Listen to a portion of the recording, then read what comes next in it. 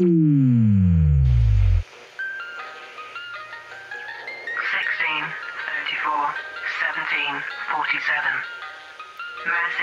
camp, beam. Mercy, camp, beam. Transmissions from the void begin.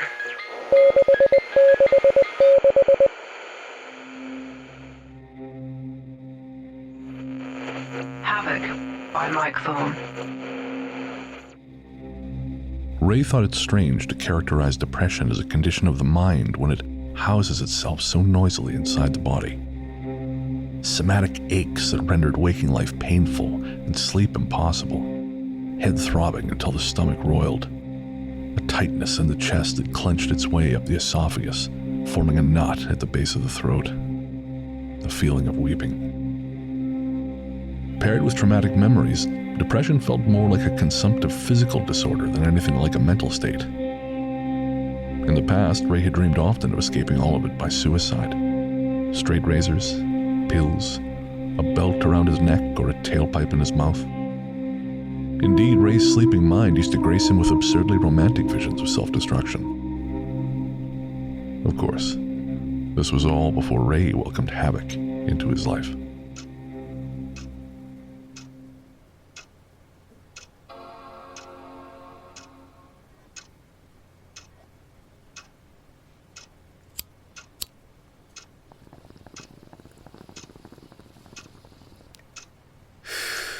Set your eyes on this shit. Pot smoke whirled in the glow of Howard's lava lamp. Ray squinted at the screen of his roommate's laptop. The link Howard had just clicked was a nonsense jumble of seemingly randomized characters. Okay, so it's a video. Congratulations, Howard, you've discovered YouTube. Nah, it's not a video, my man. It's a live feed. The setting of the feed was a hazy gray landscape. Snarls of something like barbed wire etched against the heatless sky. A vast stretch of sand stirred into subtle movement by gusts of wind. Clusters of what appeared to be weird, perennial plants occupied the frame's right foreground, their leaves blacker than black. On the distant horizon, a shape convulsed with urgent motion. It was as dark as the trees, but difficult to make out. It moved on two bundles of loose and spinning limbs, which looked, from afar, like arachnoid tentacles. Ray leaned toward the screen. Whoa. The creature on screen was gradually but unmistakably drawing closer. What is it? Nobody knows. There are whole forums dedicated to this thing. YouTube channels. I've even heard of an annual convention somewhere in the Midwest. But none of them, not one of them, knows who's broadcasting it, from where, or how. I mean, the link shouldn't even work, for Christ's sake, but here we are. Most people think it's some crazy art project, but some people think it's actually like a future world, or the past. This one Satanist dude on YouTube says it's like the world now, as it really is, but we just lack the ability to perceive it. Yeah, but what is that?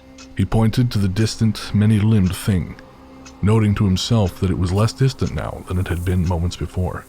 Oh, that. The first guy who saw it was Czech, and he called it Pavouk, which means spider, but the podcast he was on sounded like shit, so everyone heard Pavouk, or Havoc.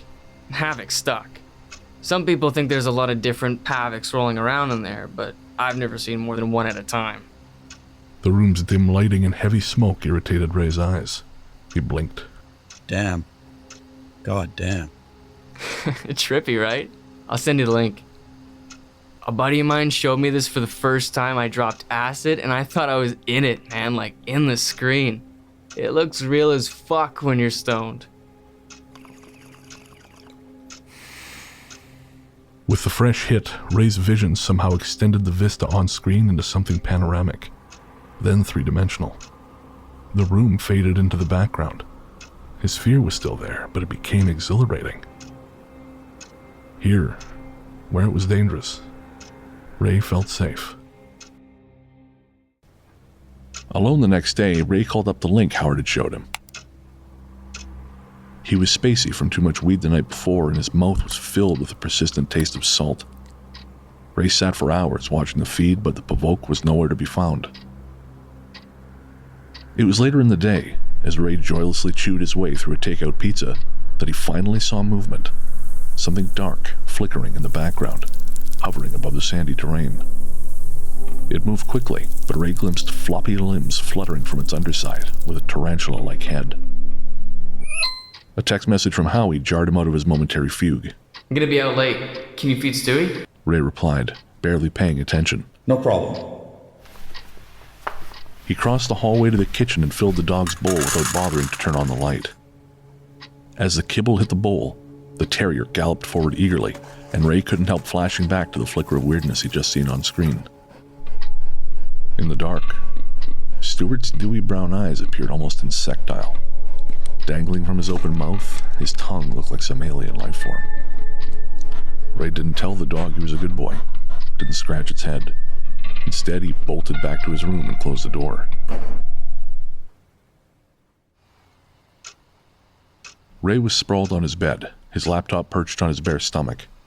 He'd been link hopping for hours and was about to turn off the computer in favor of sleep when he landed on a subreddit devoted to the Havoc Feed. Havoc in different languages. Okay. The thread's first post was by user PavoukHavocIsLife. Okay, so right now, we're stuck with two different names for the thing, or things, we're seeing in there. Pavouk or Havoc. I've been reading a lot of other threads, and I realized there are more universal words out there. All over the internet, I've seen people describe Havoc as a demon, which is basically the same word in a whole bunch of other European languages. I'm not a Christian or whatever, but can we all agree to say demon instead of Pavouk or Havoc? It just makes more sense. One more thing. People outside Reddit are using the word cosmos to describe the world inside the feed. This also translates across languages, more or less, so maybe we can just call Havoc the demon in the cosmos? What do you all think? A headache brewed behind Ray's eyeballs. He pushed his palms against his temples and brought his cursor back to the search bar. For maybe the 10th time that night, he returned to the Havoc Feed wiki and scrolled. Some viewers claim they have become fully immersed in the feed and even visited the world inside. Sure, why not? The link brought Ray to a blog whose layout shrieked early 2000s. Low-res torch gifs flickered on either side of the webpage heading. Diaries from the Void? Oh boy. Ray scrolled down to view the blog entry, red font on a black background, and the pain in his skull immediately seemed to magnify. He winced and began to read. I'm going to explain all of this as simply as possible. Read closely. It started with watching, a lot of watching. So much watching that my wife left me, but I wasn't going to let that stop me. This is a good start. I couldn't explain my need to watch, so I stopped trying. I cut contact with all friends and family members after my wife left. Friends and family, those used to make me feel safe. I had all my groceries delivered and started living off protein supplements to minimize time spent away from the screen. I ate while I watched the screen. I shat while I watched the screen. Once I watched for 57 hours straight and passed out. I left the feed playing while I slept. I hoped that I might learn something from the sounds, even if I wasn't watching the images. I didn't know what I hoped to learn, but I knew it was important. After maybe a month of living this way, I entered the screen. I've heard of others coming close but no cigar, but I got more than close. And by the time you read this, I won't be the only one. I don't know if everyone will make it back out. I was inside for maybe an hour or 2 weeks. I can't give you an exact number because time is different in there. I can't describe everything I saw, but I know that this place is underneath everything we see. Underneath everything. Even if we pretend like it's not. How can I write this? Language doesn't seem like enough. I lost myself in there. Imagine a big black zero On a never-ending white screen, I saw an endless scroll of stars. Dying. Gone. Gone. Gone. Gone. Gone. Life. Death. Life. Death. Death. Death. Death. Death. Then I saw the Havoc rushing toward me. You don't know what it's like to be scared. So you make up Dracula or Freddy Krueger or Satan. You put a cartoon face over it. You don't know what it's like to be scared. But I do. Fear isn't even the right word. It was more like something blank, like zero, like no God, no place. Everything was blurry.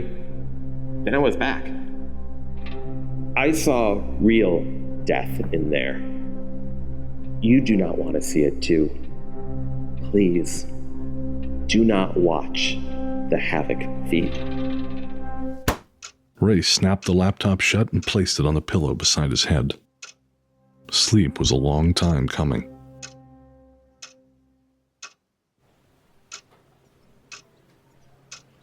So, how is your week gone? Ray's virtual therapist, Mira, always started sessions the same way. Good. Mira watched Ray shift in his chair and rub his fingertips against 2 weeks of beard. Yeah, well, that's good to hear. Where would you like to take today's session? Ray's relationship to therapy had never been goal-oriented so much as it had been an effort to stave off the demons clawing their way down his brainstem. As the world continued hurtling its way from catastrophe to catastrophe, he just wanted to keep the boot of despair off his throat. He averted his eyes. I'm not sure. Okay. How has the marijuana use been? I'm still working on it, but it's been a bit better. Every other day instead of every day. And what about porn? Ray had masturbated again this morning, maybe an hour before the session. Could be better. That's okay, Ray. Is that something you'd like to talk about? Would that be a good choice for today's session? Sure. Hey, have you heard of the Havoc Feed? I don't think so. What is that? It's this thing on the internet. Been on my mind. Okay, well, shall we look at this thought pattern model again? Sometimes we get caught in a cognitive pattern in which our thoughts cause us to feel certain emotions, and then we act on those emotions. B-E-T. Behavior, emotions, thoughts. Which of these three is easiest for us to change? Ray squinted. I think you know the answer.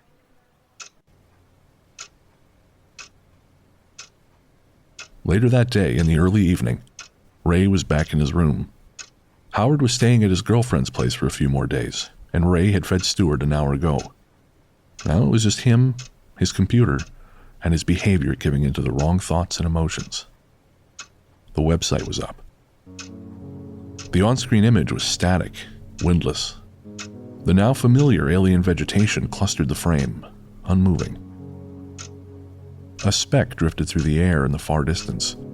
Maybe something sentient, but just as likely a clod of dirt. Ray was beginning to zone out when his brain took another reeling blow, a thought-emotion two-punch. Weed would feel nice right now. Ray behaved accordingly, unearthing a pre-rolled joint from his desk drawer and blazing up. Come back, you son of a bitch, I saw you. The adrenaline got him thinking, and the thinking got him feeling.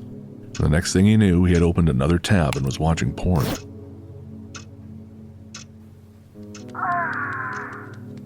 It wasn't until he was nearly finished that he realized he had left the live feed rolling. Beneath the performer's exaggerated moans, there was a bizarre chittering. Ray was going faster, harder, when something revealed itself, coiling at the laptop's corners, barely visible. His eyes were focused on the bodies on screen, establishing shot, cutting into close-ups at just the right moment. But in his periphery, he caught enough detail to perceive something material, the emergence of a presence into the room. Ray's mouth opened, but he didn't make a sound.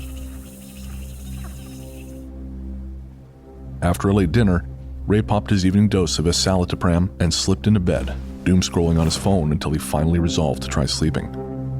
He seemed to jolt between states of consciousness before he saw it.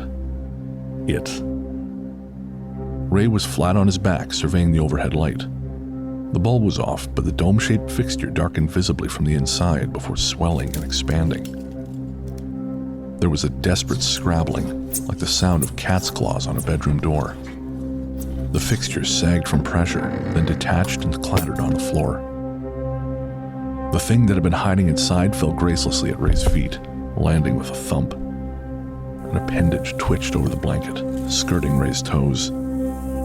Stiff with distress, he raised his head to get a better look, and despite the gloom, he saw the thing.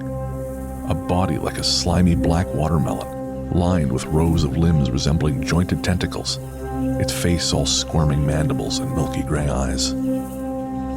Havoc had arrived, and Ray had invited it in.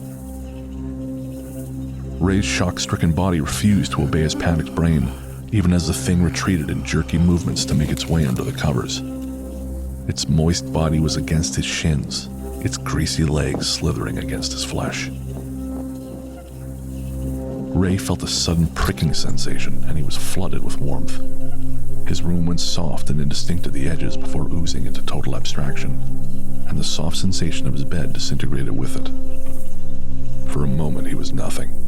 No place, vision detached from body in absolute spacelessness. Some ancient and unwanted knowledge pushed into his brain. This is all that's real.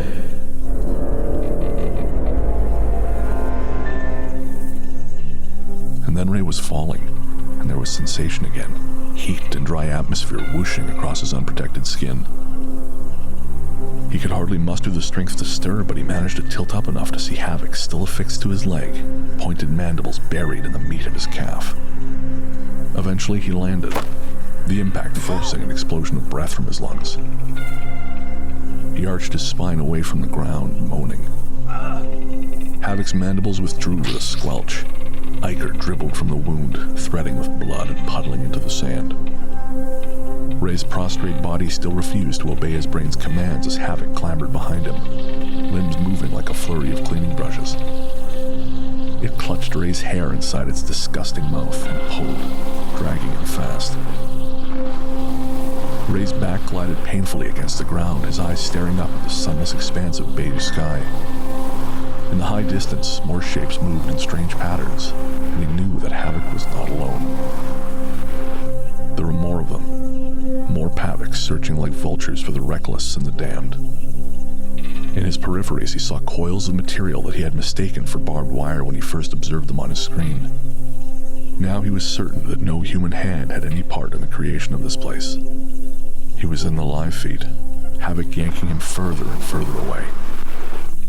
In the spot where he landed, Ray could see a laptop propped on the sand like a ridiculous movie prop. On screen, Howard's familiar face leaned in for a closer look. Set your eyes on this shit. Then Havoc was burrowing, dragging Ray below the earth, inch by inch down into the blackness. When he was fully under, the last of his toes dragged from the feelingness of this new world, Ray tried to look down but found he had no means of doing so, and the feeling of feeling blipped out with terrible swiftness. He was nothing, incorporeal.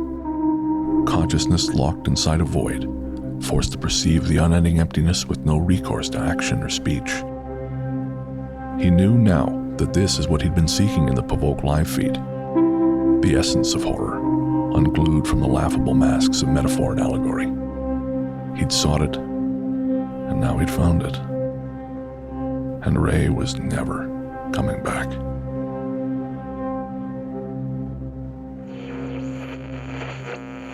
Havoc was written by Mike Thorn, adapted for audio by Brennan Storr. Starring Mike Thorn as Ray, Aidan Germain as Howard, Kiki Olsen-Keyser as PavoukHavocIsLife, James Kennedy as Diaries from the Void, Rynn Lemieux as Mira, and Brennan Storr as Narrator. Music and titles by Hexagram. Sound design and editing by Brennan Storr. Copyright 2022 Ghost Story Guys Productions. 16, 34, 17, 47. Mercy, Camp, Beam. Mercy, Camp, Beam. Transmissions from the void.